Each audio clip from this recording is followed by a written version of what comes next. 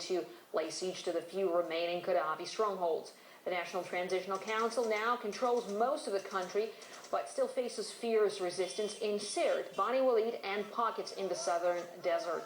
After a two-day ceasefire to allow residents to leave, NTC forces attempted further attacks on the ousted colonel's hometown of Sirte.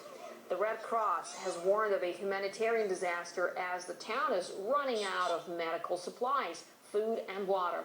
One eyewitness to the fighting told RT that anti-Gaddafi forces are attacking civilian homes as they push to take over the city at any cost. Two guys from the rebels attacked the home of Colonel, a man who's a colonel. He works with the Libyan forces. They attacked his house and they killed the man in front of his son's eyes just because he's supporting Colonel Gaddafi. This is one. The second, they are attacking people's homes randomly. Any house that has the green flag, they just bomb it. The only tragedy in Bengali is people suffering. There's no food, there's no water. In Sirte, there's another tragedy as well. They actually attack the city randomly. So they say we cannot enter Sirte because there's civilians and we don't want to attack civilians.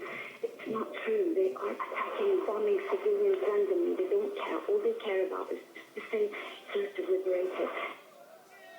Author and journalist Afshin Rattansi says the only point of the Libyan campaign is to divide the country's resources between NATO allies.